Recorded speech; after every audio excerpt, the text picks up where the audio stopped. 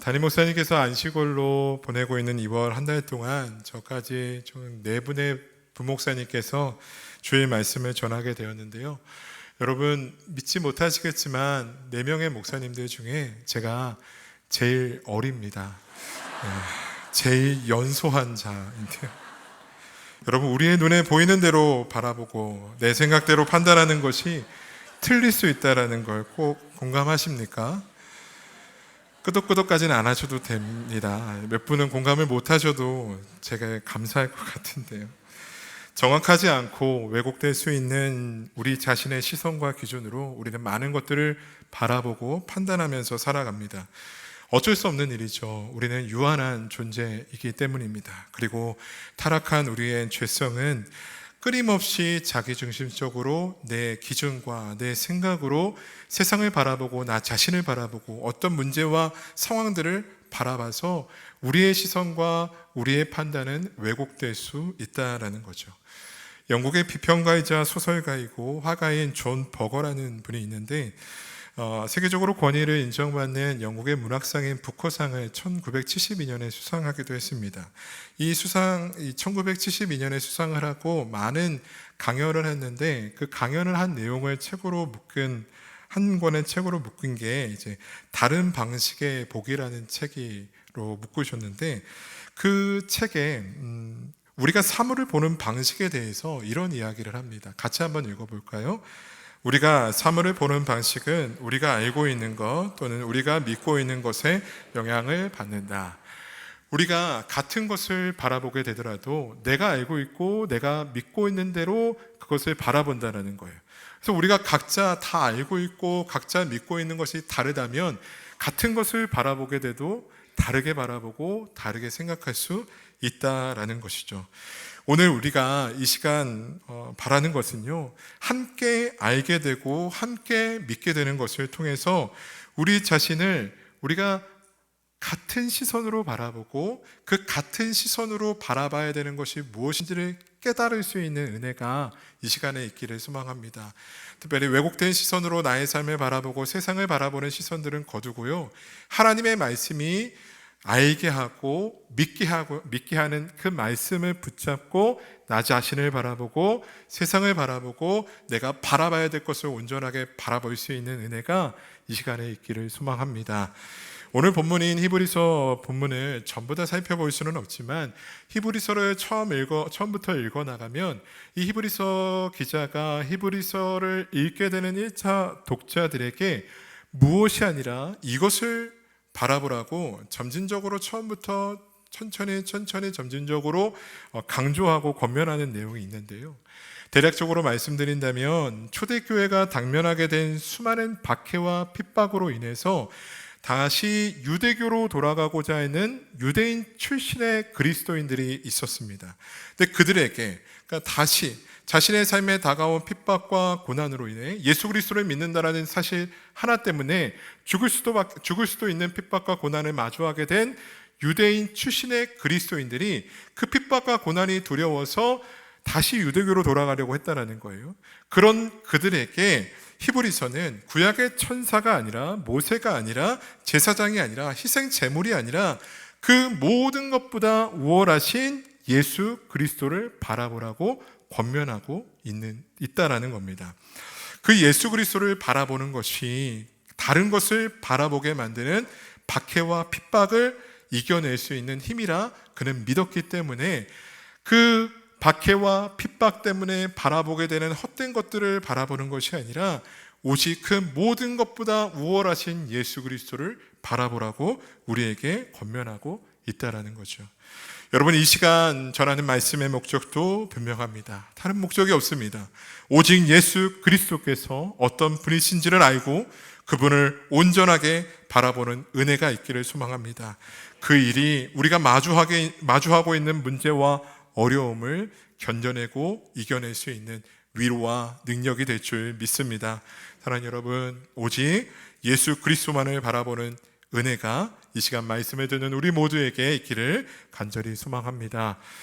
우리가 먼저 제대로 바라볼 수 있어야 되는 것이 있는데요, 그것은 우리가 살아가고 있는 삶이 어떤 삶인지를 우리가 왜곡된 시선이 아니라 말씀이 말하고 있는 시선으로 바라볼 수 있어야 됩니다. 1절 말씀을 함께 읽어봤으면 좋겠습니다. 함께 읽겠습니다. 이러므로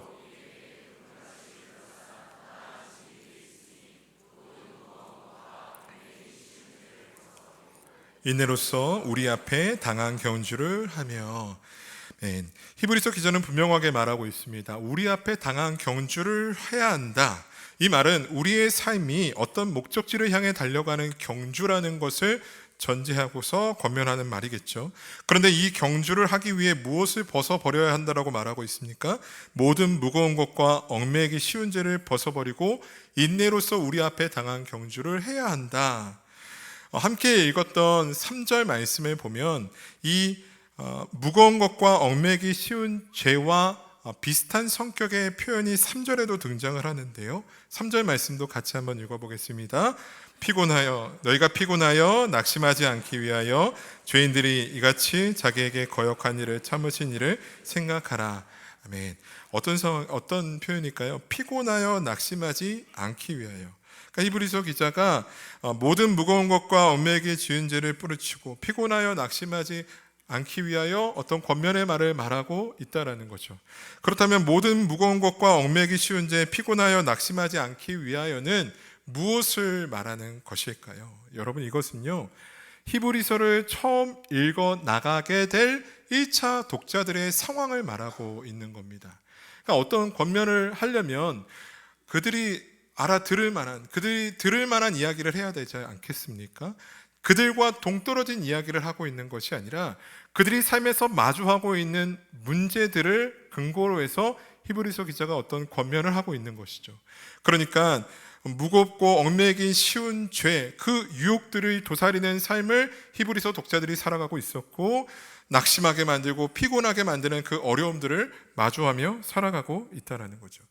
그들을 주저앉아 마르게 만들고 돌이키게 만드는 모든 무거운 것과 얽매이기 쉬운 죄, 수많은 유혹들이 그들의 삶에 가득했고 지치게 만들고 낙심하게 만드는 어려움을 그들이 마주하고 있었다라는 거예요.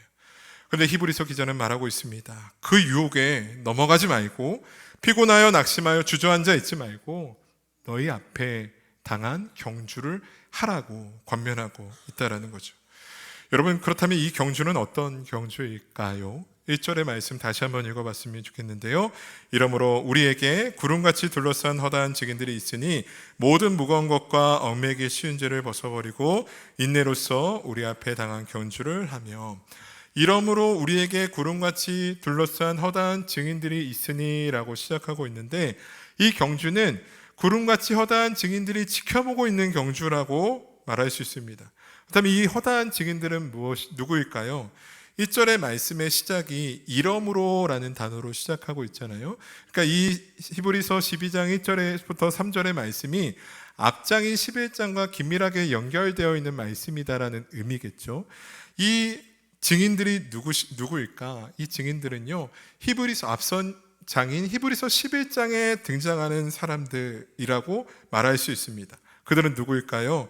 믿음으로 자신들의 삶을 앞서서 살아낸 사람들이었습니다. 히브리서 11장 잘 아시잖아요. 믿음장으로, 믿음은 바라는 것들의 실상이요 보이지 않는 것들의 증거니라는 말씀을 시작해서 믿음으로 살아간 사람들의 기록들이 나와 있지 않습니까? 그 사람들이 허다한 증인들이라는 거죠. 히브리서 그자가 말하고 있는 어떤 경주를 완주한 자들이라고 말할 수 있습니다. 먼저 그 경주를 완주한 자들이 우리를 지켜보고 있다라는 거죠. 결국 히브리서가 말하고 있는 경주는 믿음의 경주를 말하는 것인데요. 히브리서는 지금 히브리서를 읽어나가는 사람들에게 이렇게 오늘 본문을 통해 말하고 있는 겁니다. 여러분들의 삶에 수많은 유혹이 있고 낙심하게 만드는 어려움들이 있지만 여러분들의 삶은 그 유혹에 넘어가 죄를 지으며 살아가고 낙심하여 주저앉아 버려도 되는 삶이 아닙니다. 여러분들의 삶은 그 모든 것을 뿌리치고 견뎌내며 달려가야 하는 믿음의 경주입니다. 이렇게 말하고 있다라는 거죠. 여러분, 히브리서 말씀은 우리에게 오늘 동일하게 말씀하고 있는 줄 믿습니다. 우리의 삶도요, 믿음의 경주라는 겁니다. 우리가 믿음의 경주로 우리의 삶을 바라볼 수 있어야 한다라는 거예요. 우리의 삶을 왜곡된 시선으로 바라보는 것을 거두고 오늘 말씀이 우리의 삶을 어떤 것이라 말하고 있는 그 말씀에 근거해서 왜곡된 시선으로 나의 삶을 바라보는 것이 아니라 하나님의 말씀이 말하고 있는 우리의 삶, 무엇이요?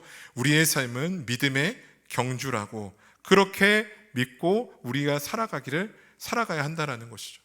여러분, 이게 참 중요합니다. 우리의 삶을 내 기준과 내 생각으로 판단하고 바라보는 것이 아니라 믿음의 경주로 바라보는 일이 왜 중요하냐면요, 그 믿음의 경주이기 때문에 그 믿음의 경주를 완주할 수 있는 방법이 따로 있기 때문이에요. 요즘에 한참 동계올림픽이 진행되고 있지 않습니까? 많은 종목들이 있잖아요. 그 종목마다 같은 방식으로 경기가 치러지나요? 아니라는 거죠. 그 종목마다 다른 방식으로 경기가 치러진다라는 거예요. 컬링 경기가 있잖아요. 큰 공을 던져서 막 비비더라고요. 길을 막 만들어요. 그 공이 지나갈 길을 만들어 가는 방식으로 컬링 경기는 진행이 되고요. 아이스하키는 어떻게 됩니까? 퍽이 떨어지면 드리블을 해서 골대로 후려쳐야 골인을 시키는 방식으로 경기가 진행된다라는 거예요. 내가 어떤 경기에 임하는 선수인지를 알아야 그 경기를 제대로 뛸 수 있다라는 거죠. 아이스하키 경기를 컬링 경기처럼 임하면 그 경기에 득점을 할 수 있을까요? 못하겠죠. 막 비비고 있으면 얻어맞지 않을까요? 싸우기도 하던데.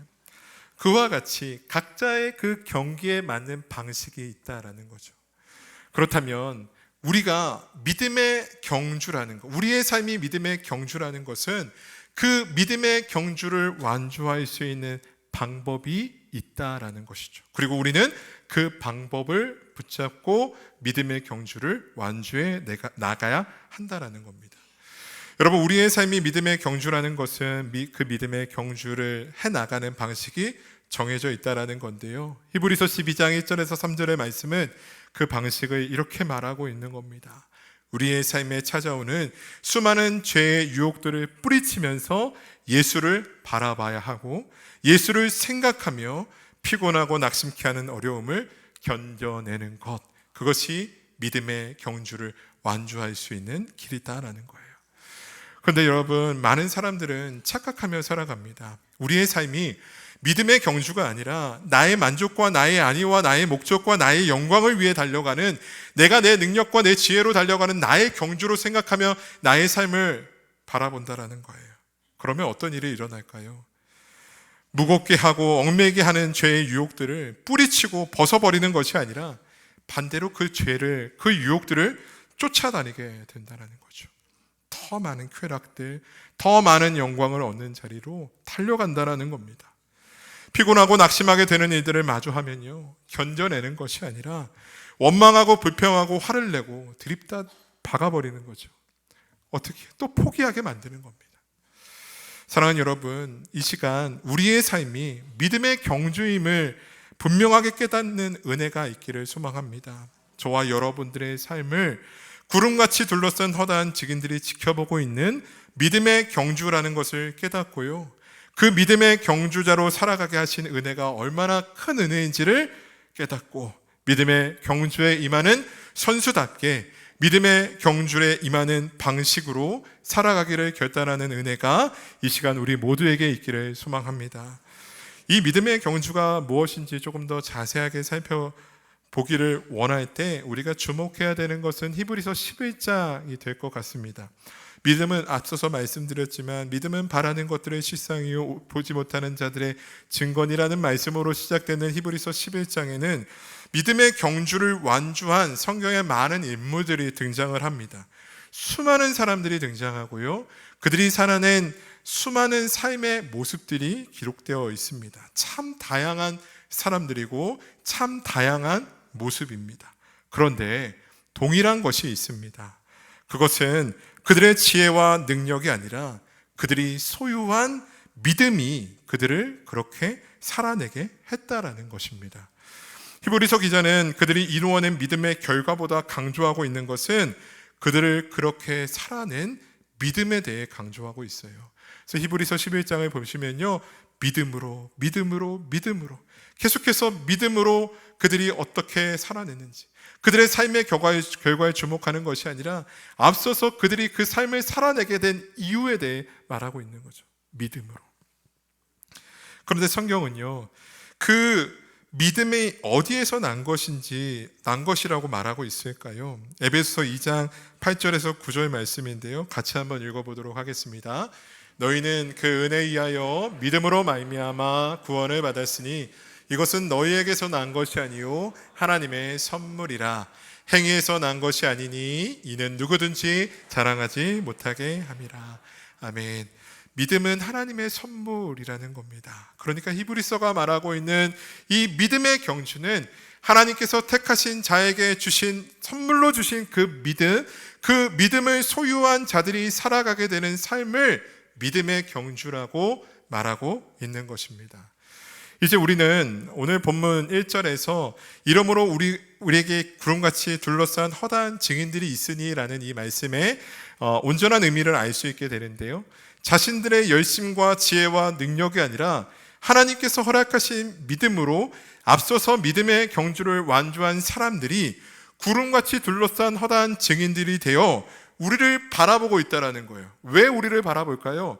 자신에게 주셨던 믿음을 우리에게도 주셨기 때문에 그 믿음이 나의 삶을 어떻게 이끌어 가셨는지를 다 지켜보았고 다 알고 있고, 그래서 그 믿음의 경주를 완주했기 때문에 이제 우리가 소유한 믿음이 우리의 삶을 어떻게 살아가게 하고 어떻게 그 믿음의 경주를 완주하게 될 것인지를 지켜보고 있다라는 겁니다. 여러분, 그들이 어떤 마음으로 우리를 지켜보고 있을까요? 나는 다 이루었다라는 마음으로 어떻게 이렇게 치킨 한 마리 시켜서 지켜보고 있을까요?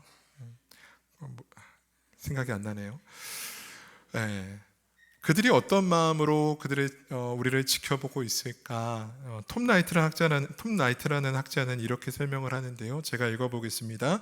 그들은 그곳 결승선에 서서 우리를 둘러싸고 격려와 열정으로 계속 환호를 보내면서 자기들이 했던 일을 우리가 완수하여 훌륭하게 경주를 끝마치기를 바라고 있다.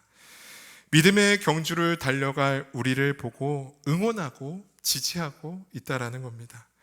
아마도 소리치면서 이렇게 말하고 있지 않을까요? 수없이 마주하게 되는 유혹들, 너희들 못 부리칠 것 같지, 피곤하고 낙심하게 만드는 수많은 어려움들 앞에서 지금 포기하고 싶지, 아니야, 너희들 할 수 있어. 아니다, 너희들 할 수 없어.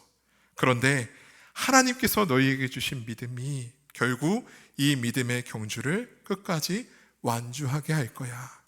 그렇게 우리를 지지하고 응원하고 있다라는 겁니다.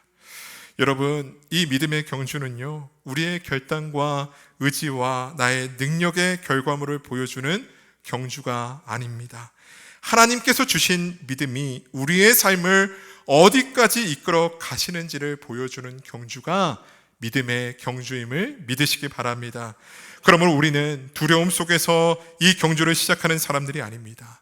이미 하나님께서 선물로 주신 믿음을 가진 자로서 그 믿음이 우리를 끝까지 이끌어 갈 것이라는 신뢰를 가지고 달려가는 사람들인 줄 믿습니다. 그래서 우리가 이 믿음의 이 경주를 위해서 해야 하는 일은요, 유일한 한 가지입니다. 무엇일까요? 그것이 오늘 본문 2절의 말씀인데 같이 한번 읽어보도록 하겠습니다. 믿음의 주요 또 온전하게 하시는 이인 예수를 바라보자. 그 앞에 있는 기쁨을 위하여 십자가를 참으사 부끄러움을 개의치 아니하시더니 하나님 보좌 우편에 앉으시느니라. 아멘. 믿음의 주요 온전케 하신 이인 예수를 바라보는 일입니다. 히브리서가 예수님에 대해 믿음의 주요 또 온전하게 하신 예수라고 설명하는 이유도 분명하죠. 예수님을 바라보는 것이 이 믿음의 경주를 완주할 수 있는 유일한 방법이기 때문입니다. 하나님께서 주신 믿음이 우리의 삶을 끝까지 이끌어 가신다라는 신뢰를 가지고 끝까지 달려가는 것이 믿음의 경주이기 때문에 우리가 해야 되는 유일한 일은 믿음의 주요 온전하게 하신 예수 그리스도를 바라보는 것, 그것이 이 경주를 완주할 수 있는 유일한 방법이라는 겁니다. 게로스 코코리라는 학자는 이 믿음의 주요 온전하게 하신 이인 예수라는 표현이 어떤 표현인지를 이렇게 해석을 하는데요. 제가 한번 읽어보겠습니다. 예수는 옛 성도와 당대 신자 모두가 밟아온 믿음의 길을 자신의 구원 사역으로 개척하시고 완성하신 분이다. 믿음의 개척자요 온전케 하시는 이로 묘사된 그리스도만이 하나님의 백성이 믿음의 길의 목표에 도달할 수 있게 하는 완전히 충분한 구세주가 되었다.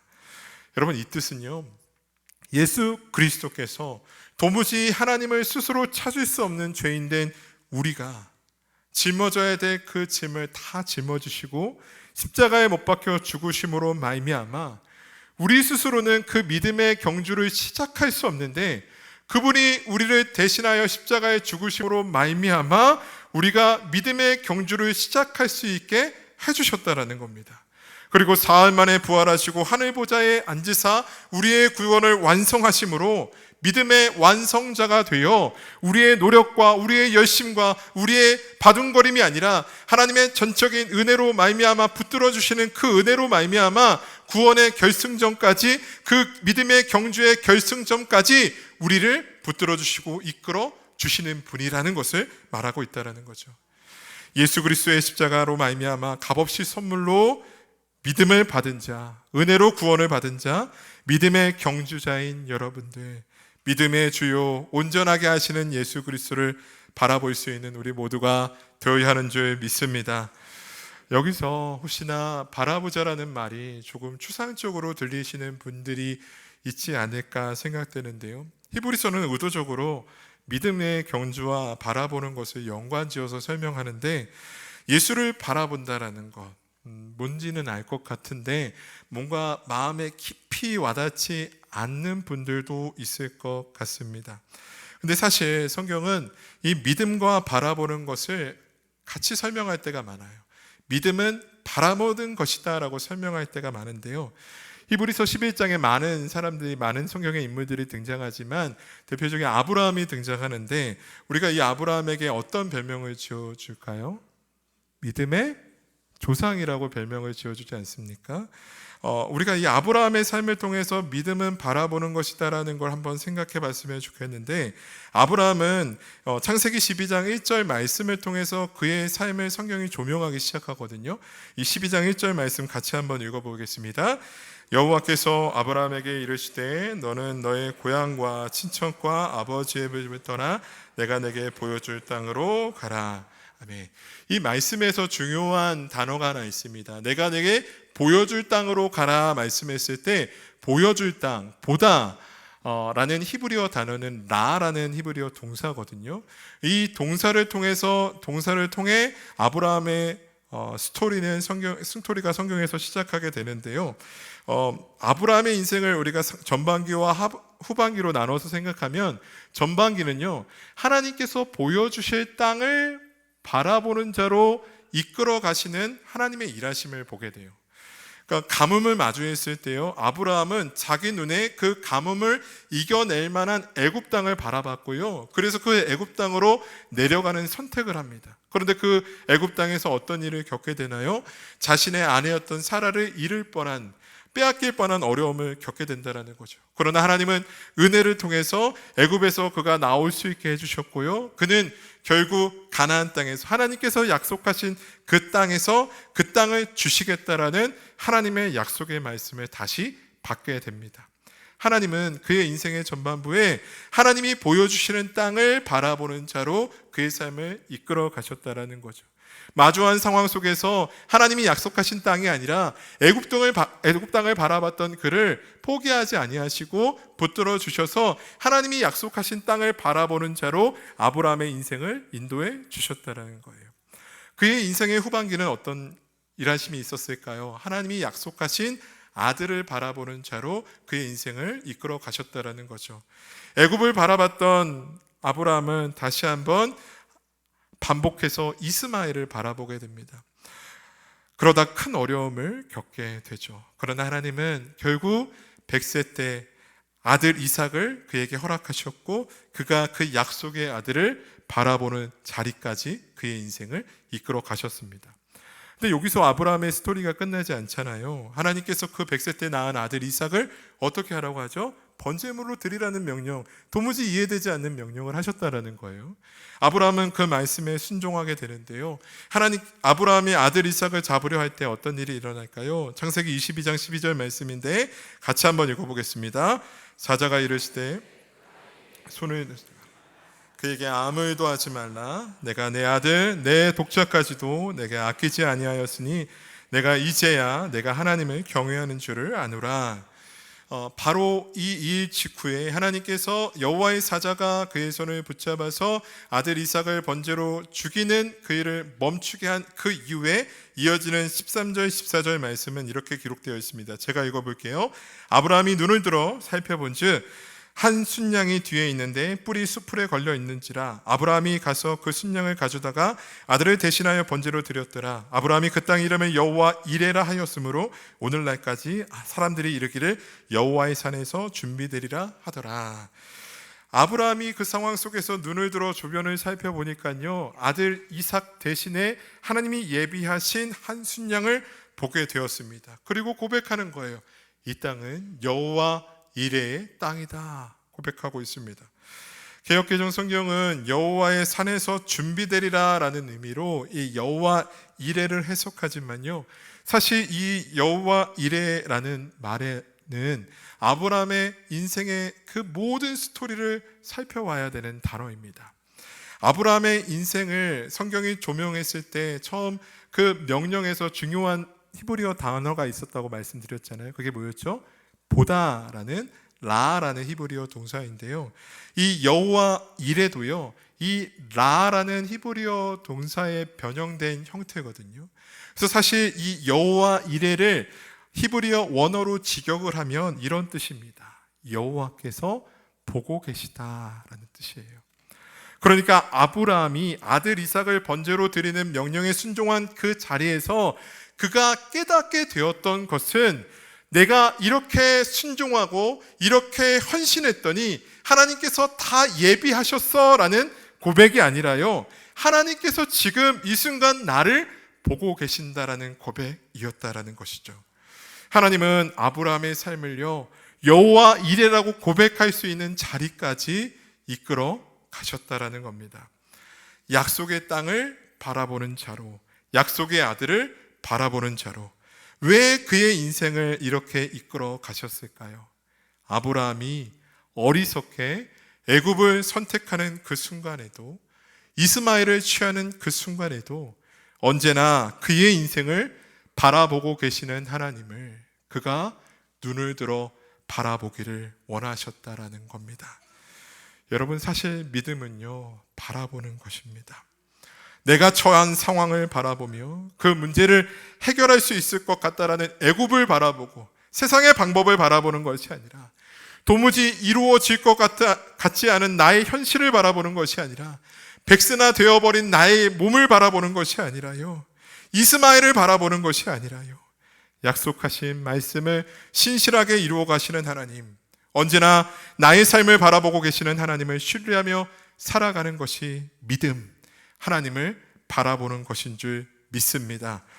창세기 1장 31절을 보면 하나님께서 우리를 언제부터 바라보고 계셨는지를 알 수 있는데요, 창세기 1장 31절 같이 한번 읽어보겠습니다.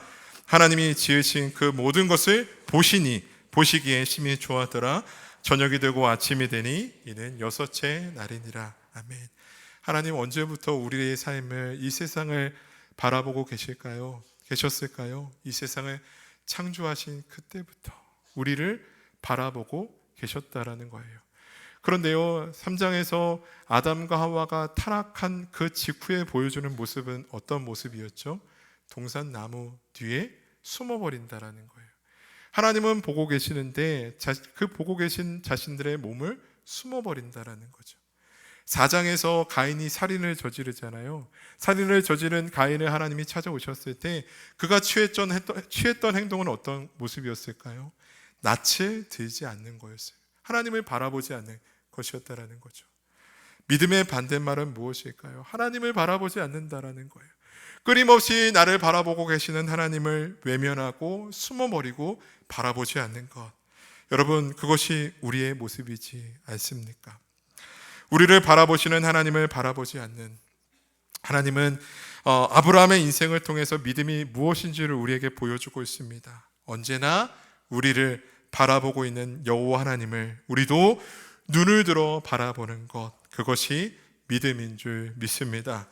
여러분, 믿음은 다른 것이 아닙니다. 상황과 처지와 나 자신을 바라보는 것이 아니라 언제나 나를 바라보고 있는 하나님을 나도 눈을 들어 바라보는 것, 그것이 믿음인 줄 믿습니다.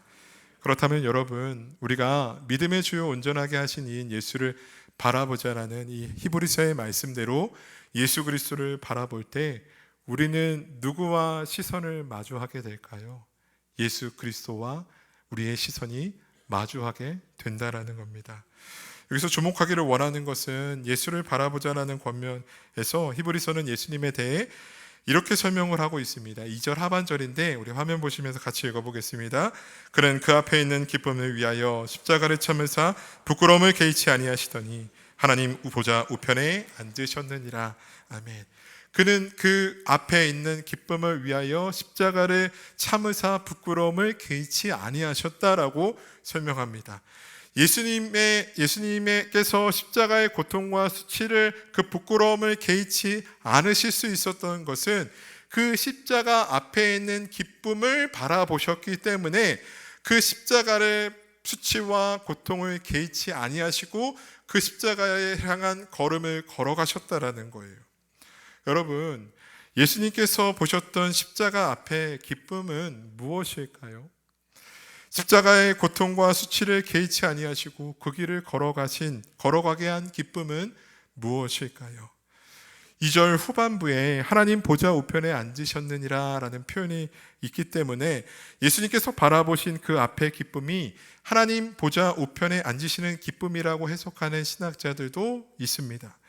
그런데 그래도 주일 설교니까 얼마나 많이 열심히 준비하려고 했겠어요. 이 책도 보고 저 책도 보고 막 노력을 하는데요. 그런 학자들의 주장을 보는데 좀 이해가 되지 않는 거예요. 왜 이해가 되지 않느냐면 이 빌립보서 2장 6절 7절 말씀 때문이었거든요. 같이 한번 말씀을 읽어보겠습니다. 그는 근본 하나님의 본체시나 하나님과 동등됨을 취할 것으로 여기하지 않으시고 오히려 자기를 비워 종의 형체를 가지사 사람들과 같이 되셨다. 사실 예수님은 이미 그 영광스러운 자리를 스스로 취할 수 있는 분이셨다라는 거예요. 그런데 우리를 구원하시기 위해서 자기를 비워 종의 모습으로 이 땅에 오신 분이 예수 그리스도라는 거죠. 마땅히 자신이 취할 수 있는 그 자리를 취하게 되는 것이 예수님이 바라보셨던 기쁨의 전부일까요?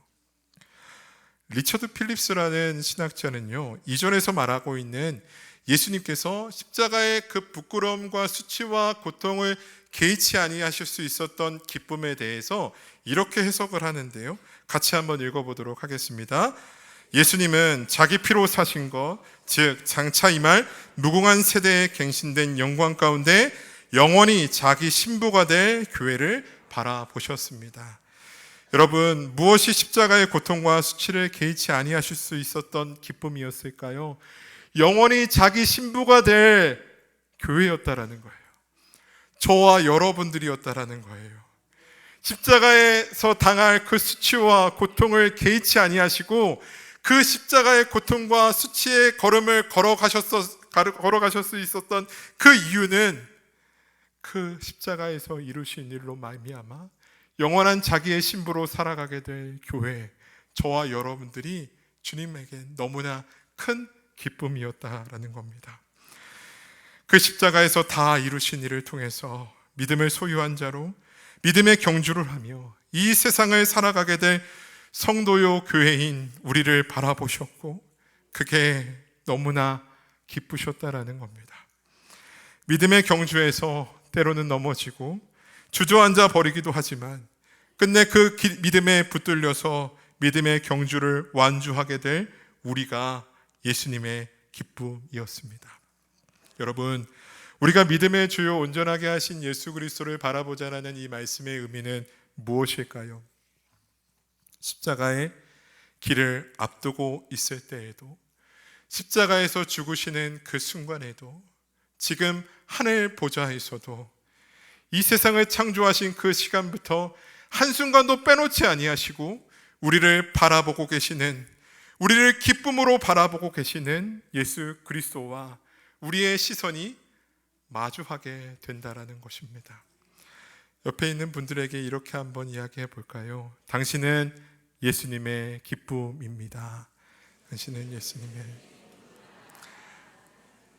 한 번만 더 부탁드려 보겠습니다. 마지막 부탁입니다. 일부 예배 끝나고 한 목사님이 저한테 막 불만을 막 하시는 거예요. 인사를 몇 번 했는 줄 아냐고. 마지막으로 한번 부탁드리겠습니다. 이렇게 한번 옆에 분들에게 말하셨으면 좋겠어요. 당신은 예수님의 기쁨입니다라고 말했잖아요.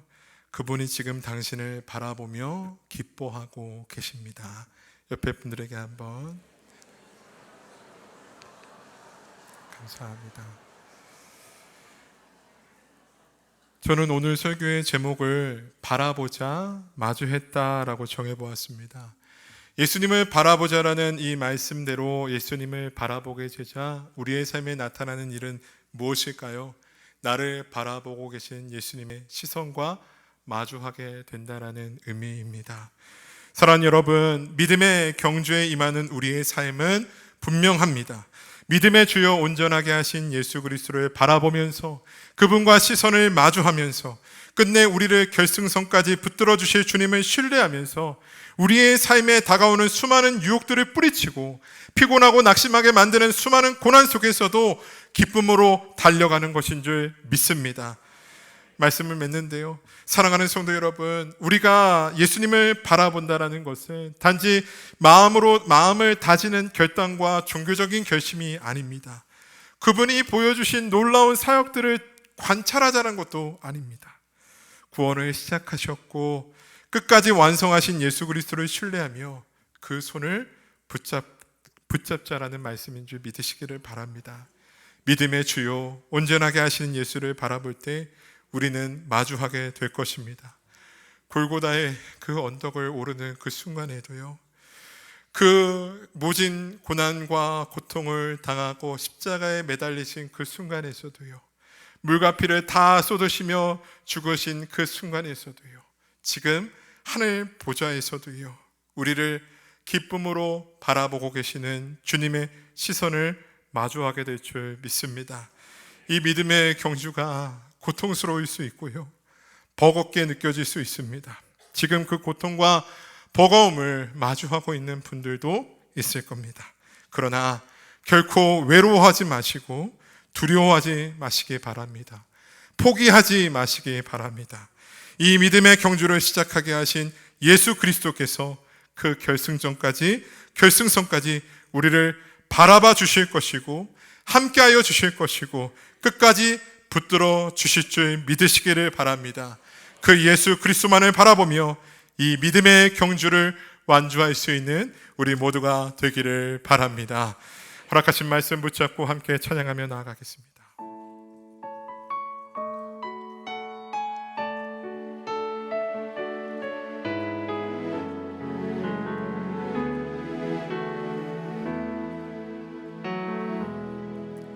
믿음과 삶을 살아내는 실력이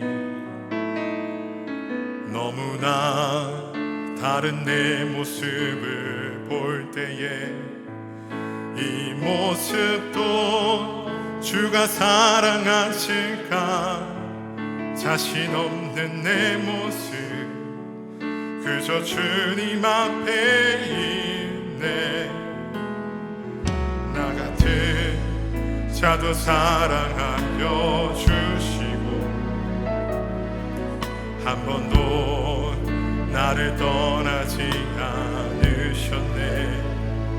아픔 속에 주를 작게 여긴 날 꾸짖지 않으시고 내 손 잡아주시네.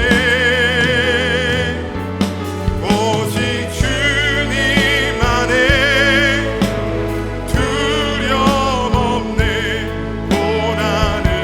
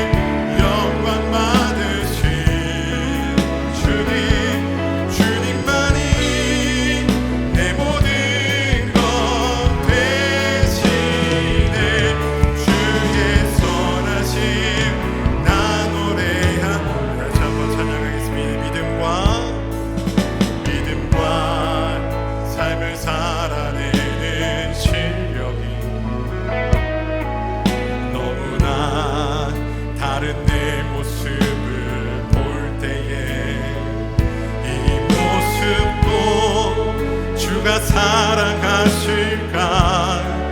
자신 없는 내 모습 그저 주님 앞에 있네. 나 같은 자도 사랑하여 주시고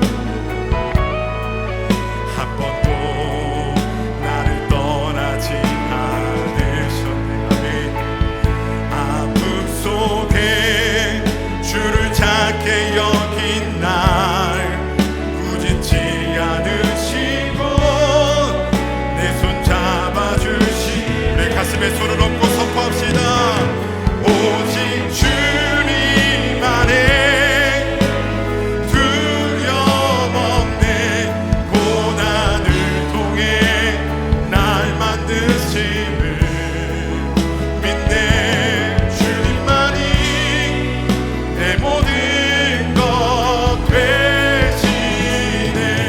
주의 강한 손 날 붙드시네.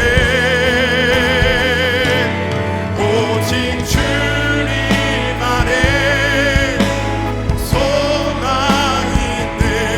내 삶을 통해 영광 받으신 주님만이 내 모든 것 되시네. 주의 선하신 나. 우리 두 손을 들고 함께 고백하겠습니다. 오직 주님 안에, 오직 주님 안에 두려움 없네. 고난을 통해 날 만드심을 내 주님만이 내 모든 것 되시네. 주의 강한 손 날 붙드시네. 오직 주님 안에 소망이 있네. 내 삶을 통해 영광 받으신 주님만이 내 모든 것 되시네. 주의 선하신 나 노래하네. 여러분, 우리의 삶은 나의 만족과 나의 영광과 나의 목적을 위해 달려가는 나의 경주가 아님을 기억하시기 바랍니다. 예수 그리스도의 십자가 죽으심으로 말미암아 우리에게 값없이 주신 믿음을 가지고 살아가는 믿음의 경주가 우리의 삶인 줄 믿습니다.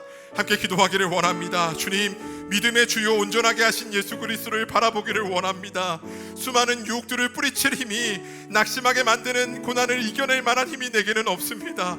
그러나 주님께서 바라보고 계시고 함께하고 계시고 붙들어 주실 줄 믿사오니 주님만을 신뢰하며 뿌리치고 견뎌내며 달려가는 우리 모두가 되게 하여 주시옵소서라고 이 시간 함께 기도하며 나아가도록 하겠습니다. 사랑과 은혜가 많으신 하나님 아버지, 믿음의 주요 온전하게 하신 예수 그리스도를 바라보며 나아가기를 원합니다. 우리의 삶이 나의 목적과 나의 영광과 나의 안위를 위해 달려가는 나의 경주가 아닌 줄 믿사오니 내게 허락하신 그 믿음으로 살아가게 하신 믿음의 경주를 살아가는 자로서 온전하게 하신 예수 그리스도만을 바라보는 우리 모두가 되게 하여 주시옵소서. 주님만을 바라보며 살아가는 그 삶이 이 믿음의 경주를 완주할 수 있는 유일한 방법인 줄 믿습니다. 하나님, 내 삶에 드리워진 유혹들을 뿌리칠 만한 힘이, 하나님 마주한 그 고난을 이겨낼 만한 힘이 내게는 없습니다. 하나님, 이겨낼 수 있는 척, 내가 이겨낼 수 있다고 말하는 그 모든 목소리를 내려놓고 하나님 나를 원수없습니다. 그러나 우리를 붙들어 주시고 우리를 붙잡아 주시는 주님은 넉넉하게 그 문제를 이겨내실 수 있는 우리인 줄 믿사오니 하나님, 그분만을 바라보며 살아갈 수 있는 우리 모두가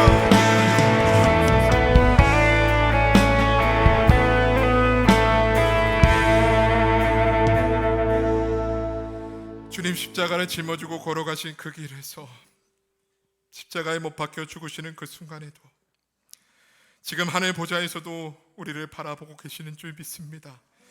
수많은 죄로 유혹하는 세상을 바라보는 것이 아니라 마주한 문제들을 해결할 만한 방법들을 바라보는 것이 아니라 끊임없이 나를 바라보며 살아가는 것이 아니라 십자가의 수치와 고통보다도 믿음을 소유한 자로 살아갈 나를 바라보시고 기쁨으로 그 길을 걸어가신 주님을 믿음의 눈을 들어 바라보는 우리 모두가 되게 하여 주시옵소서.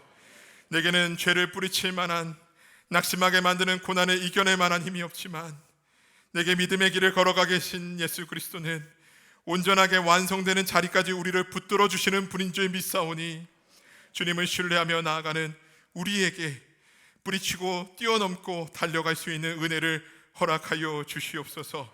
주님, 주님의 몸된 성문교회가 예수 그리스도만 바라보는 교회가 되게 하여 주시옵소서. 인간의 만족과 목적과 영광을 위한 길이 아니라 주님께 붙들려서 주님의 뜻을 이루는 교회가 되게 하여 주시옵소서. 새생명 전도축제를 향한 걸음을 시작합니다. 나의 경주가 아니라 믿음의 경주라 여기며 달려가기를 원하는 한 영혼들을 주님께서 찾고 계시는 줄 믿사오니 믿음의 삶을 살아갈 우리를 십자가 앞에서 기쁨으로 바라보셨던 그 예수 그리스도의 마음을 품고 기쁨으로 그 영혼을 바라보며 기도할 수 있는 우리 모두가 되게 하여 주시옵소서.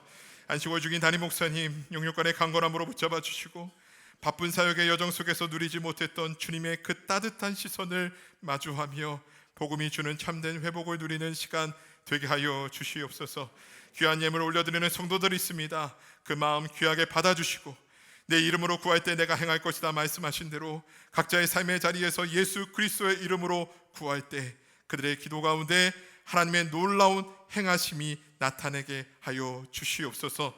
믿음의 주요 온전하게 하시는 이인 예수 그리스도의 이름으로 기도드립니다.